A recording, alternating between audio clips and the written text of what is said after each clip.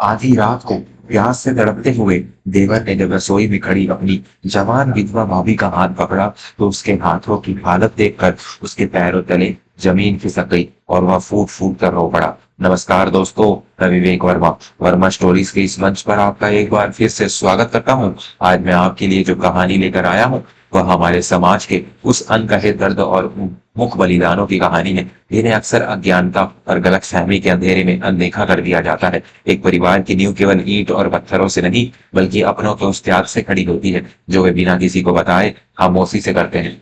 चंदरपुर नाम का एक बहुत ही शांत और पुराना कस्बा था। इस कस्बे में रुक्मणी देवी का परिवार अपनी इज्जत और उसूलों के लिए जाना जाता था। रुक्मणी देवी एक बहुत ही स्वाभिमानी और कठोर अनुशासन वाली महिला थी। उनके पति का बहुत पहले ही देहांत हो चुका था। इसके बाद उन्होंने अकेले ही अपने दो बेटों शौर्य और मयंक की परवरिश की थी। बड़ा बेटा शौर्य भारतीय सेना में एक जाबाज सिपाही था और छोटा बेटा मयंक अभी शहर के एक बड़े कॉलेज से अपनी पढ़ाई पूरी कर रहा था। शौर्य जब भी छुट्टियों में घर आता तो पूरे घर में जैसे रौनक आ जाता था। रुक्मणी देवी ने अपने बड़े बेटे शौर्य का विवाह बहुत ही चाव के पास से ही गांव के एक अत्यंत सुंदर गुणी और संस्कारी कन्या समीक्षा से करवाया था। समीक्षा स्वभाव से बहुत ही शांत और सहनशील थी। उसने घर में कदम रखते ही अपनी सास रुक्मणी देवी का दिल जीत लिया था और पूरे घर को एक धागे में पिरो दिया था। सब कुछ बहुत अच्छा चल रहा था, लेकिन भाग्य को शायद इस परिवार की खुशियां रास नहीं आई। विवाह के मात्र 2.5 वर्ष बाद ही सीमाओं पर एक भीषण संघर्ष के दौरान अपनी मातृभूमि की रक्षा करते हुए शौर्य वीर गति को प्राप्त हो गया। जब तिरंगे में लिपटा शौर्य का पार्थिव शरीर घर के आंगन में पहुंचा तो उस घर की दीवारें भी रो पड़ी थी। रुक्मणी देवी का तो मानव संसार ही उजड़ गया, लेकिन सबसे बड़ा वज्रपात उस 23 साल की समीक्षा पर हुआ था जिसके जीवन के सारे रंग एक झटके में छिन गए थे। समाज के कड़े नियमों में उसे सफेद वस्त्रों में बांध दिया। शौर्य के जाने के बाद रुक्मणी देवी पूरी तरह से टूट गई और धीरे धीरे वे गंभीर हृदय रोग का शिकार हो गई। उनका अधिकतर समय अब बिस्तर पर ही बीतता था। परिवार की आर्थिक स्थिति दिन प्रतिदिन खराब होती जा रही थी। शौर्य के जाने के बाद मिलने वाली सहायता राशि का एक बड़ा हिस्सा रुक्मणी देवी के इलाज और मयंक की महंगी पढ़ाई में खर्च हो चुका था। इसके अलावा रुक्मणी देवी ने शौर्य के विवाह और घर की मरम्मत के लिए कस्बे के सबसे निर्दयी साहूकार सेठ करमचंद से एक बड़ा कर्ज लिया था जिसका ब्याज दिन दूनी रात चौगुनी गति से बढ़ रहा था। मयंक जब शहर से अपनी छुट्टियां बिताने घर लौटा तो उसके मन में केवल एक ही लक्ष्य था, अपनी पढ़ाई पूरी करके एक अच्छी नौकरी पाना ताकि वह अपने बीमार मां का भविष्य सुरक्षित कर सके और उन्हें एक आरामदायक जीवन दे सके। मयंक अपनी मां से बहुत प्रेम करता था, लेकिन मयंक के मन में अपनी विधवा भाभी समीक्षा के प्रति एक अजीब सी कड़वाहट पैदा हो गई थी। मयंक देखता था कि समीक्षा दिन भर अपने कमरे में रहती है या घर के सामान्य काम ही करती है। उसे लगता था कि उसकी भाभी घर की आर्थिक तंगी को लेकर पूरी तरह से लापरवाह है। कई बार मयंक ने अपनी मां को पैसों के लिए परेशान होते देखा था, लेकिन समीक्षा कभी आगे बढ़कर कोई मदद नहीं करती थी। मयंक को लगता था कि उसकी भाभी के पास उसके भाई की दवा पूंजी है जिसे वह अपने भविष्य के लिए बचा कर रख रही है और इस परिवार को एक बोझ समझती है।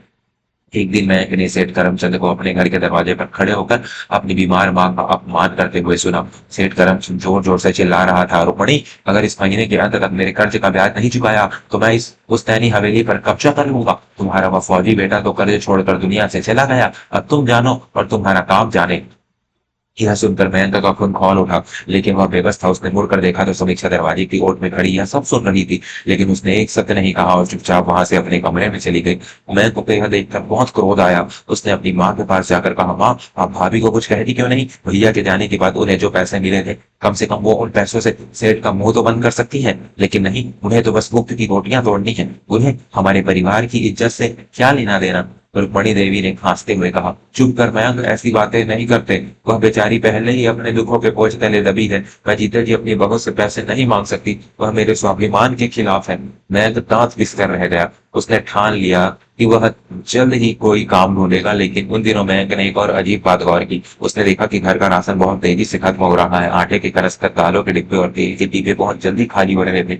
मयंक को शक हुआ कि शायद उसकी भाभी चोरी छिपे घर का राशन बेच रही है या अपने मायके भिजवा रही है। उसका शक और भी गहरा हो गया जब उसने कई बार आधी रात को घर के पिछले हिस्से से कुछ अजीब सी खटपट की आवाजें सुनी। एक रात सर्दी का मौसम था, पूरा कस्बा गहरी नींद में सोया हुआ था। रात के करीब 2 बज रहे थे। अचानक मयंक की नींद खुली। उसका गला बुरी तरह से सूख रहा था, उसे बहुत तेज प्यास लगी थी। कमरे में रखा पानी का जग खाली था। मयंक रजाई से बाहर निकला और पानी पीने के लिए नीचे रसोई की तरफ चल दिया। चारों तरफ घना सन्नाटा था। जैसे ही मयंक आंगन से होते हुए रसोई के करीब पहुंचा, उसने देखा कि रसोई के अंदर से एक हल्की सी रोशनी आ रही है और चूल्हे के जलने की धीमी धीमी आवाज सुनाई दे रही है। मयंक ठिठक गया। इतनी रात को रसोई में कौन हो सकता है? उसका शक यकीन में बदलने लगा कि जरूर उसकी भाभी रसोई से कुछ छिपा रही है या घर का सामान कहीं बाहर भेजने की तैयारी कर रही है। मयंक दबे पांव रसोई के दरवाजे तक पहुंचा और उसने दरवाजे की दरार से अंदर झांका। अंदर का नजारा देखकर मयंक की आंखें फटी की फटी रह गई। रसोई के अंदर एक बड़े से मिट्टी के चूल्हे पर भयंकर आग जल रही थी। उस कड़कड़ाती ठंड में भी समीक्षा के चेहरे पर पसीने की बूंदें चमक रही थी। वह एक बहुत बड़े तवे पर रोटियां सेक रही थी। रसोई के एक कोने में कम से कम 50-60 छोटे छोटे स्टील के टिफिन डब्बे कतार में रखे हुए थे, जिनमें दाल और सब्जी पैक की जा चुकी थी। समीक्षा बहुत ही तेजी से काम कर रही थी। उसकी आंखें लाल थी और वह बुरी तरह से थकी हुई लग रही थी। तभी मयंक ने देखा कि समीक्षा गर्म तवे से रोटी उठाते समय अचानक अपना संतुलन खो बैठी और उसका हाथ से जलते हुए तवे से जा टकराया। समीक्षा के मुंह से एक दबी हुई चीख निकल गई, लेकिन उसने तुरंत अपने मुंह पर पल्लू रख लिया ताकि किसी को आवाज न आए। मयंक यह सब देखकर सन्न रह गया। वह अब खुद को रोक नहीं पाया। उसने झटके से रसोई का दरवाजा खोला और अंदर घुस गया। समीक्षा अचानक दरवाजा खुलने से बुरी तरह घबरा गई। वह कांपने लगी।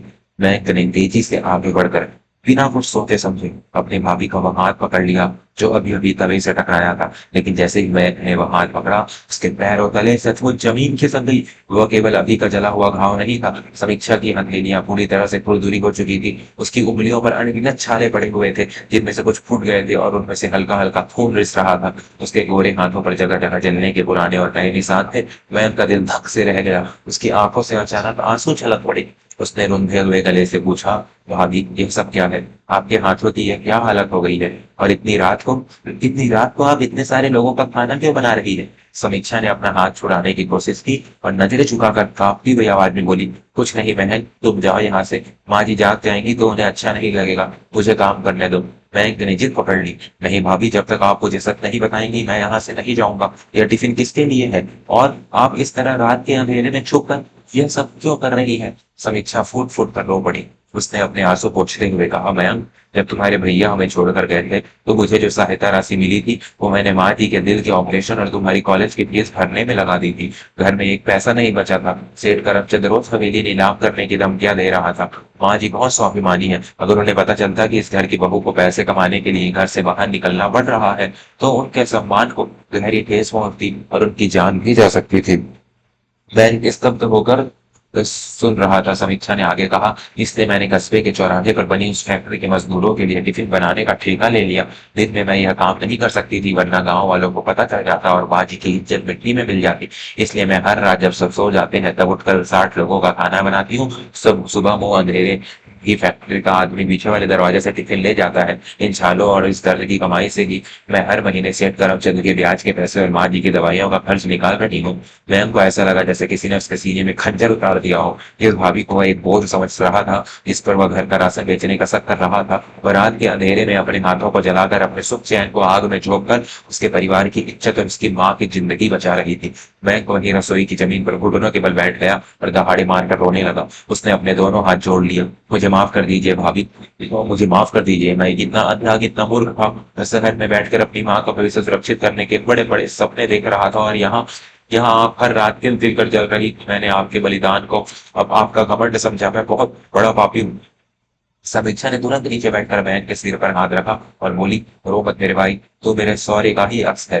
जब तक मेरे शरीर में प्राण है मैं तुम्हारे भैया की इस आखिरी निशानी, इस हवेली और इस परिवार पर कोई आंच नहीं आने दूंगी। बस तू यह बात माँ जी को मत बताना। लेकिन नियति को कुछ और ही मंजूर था। मैं के रोने की आवाज सुनकर रुक्मणी देवी किसी तरह लाठी टेकते हुए रसोई तक आ पहुंची थी। उन्होंने दरवाजे पर खड़े होकर सब कुछ सुन लिया था। रुक्मणी देवी की आंखों से पश्चाताप के आंसू बह रहे थे। लड़खड़ाते कदमों से अंदर आई और सीधी सीधा समीक्षा के पैरों में गिर पड़ी। समीक्षा घबरा गई, माँ जी ये क्या कर रही है आप? रुक्मणी देवी ने रोते हुए कहा, तुम मुझे रोक मत बेटी। मैं झूठे स्वाभिमान और पुरानी परंपराओं के अहंकार में इतनी अंधी हो गई थी कि मैंने यह देखा ही नहीं कि मेरी बेटी अपने हाथों को जलाकर मेरे बुढ़ापे की रक्षा कर रही है। मैंने हमेशा तुझे एक अभागी विधवा समझा, लेकिन तू तो इस घर की साक्षात अन्नपूर्णा है। रुक्मणी देवी ने समीक्षा के जले हुए हाथों को चूमा और कहा, आज के बाद इस घर की बहू रात के अंधेरे में छुप कर काम नहीं करेगी। अगर तुझे यह काम करना है तो दिन के उजाले में शान से करेगी। समाज क्या कहता है मुझे अब उसकी कोई परवाह नहीं। मेरी असली इज्जत तो मेरी इस बेटी के स्वाभिमान में बसती है। मयंक ने भी अपनी माँ और भाभी को गले से लगा लिया और कसम खाई कि वह अपनी पढ़ाई के साथ साथ इस काम में अपनी भाभी का पूरा हाथ बटाएगा। दोस्तों, उस रात के बाद उस हवेली का माहौल पूरी तरह से बदल गया। मयंक ने अपनी भाभी के उस टिफिन के काम को एक छोटे से व्यवसाय का रूप दे दिया। शहर से अपनी पढ़ाई पूरी करने के बाद मयंक ने नौकरी ढूंढने के बजाय अपनी भाभी के उसी व्यवसाय को इतना बड़ा बना दिया कि एक दिन उन्होंने सेठ करमचंद के मुंह पर उसका पूरा कर्ज ब्याज सहित दे मार और अपनी हवेली के कागजात वापस ले लिए। समीक्षा, जिसे समाज ने एक बेसहारा विधवा मान लिया था, आज पूरे कस्बे के लिए एक मिसाल बन चुकी है। यह कहानी हमें सिखाती है कि कभी भी किसी के बाहरी आवरण को देखकर उसके संघर्षों का अंदाजा नहीं लगाना चाहिए। अक्सर जो लोग सबसे ज्यादा खामोश होते हैं, उनके भीतर ही त्याग और प्रेम का सबसे बड़ा तूफान पल रहा होता है। आपको वर्मा स्टोरीज की यह कहानी कैसी लगी? अगर इस कहानी ने आपके दिल के किसी कोने को छुआ हो, तो इसे अपने परिवार और दोस्तों के साथ जरूर साझा करें। रिश्तों की ऐसी ही सच्ची और गहरी कहानियों के लिए हमारे साथ जुड़े रहें। आपका बहुत बहुत धन्यवाद।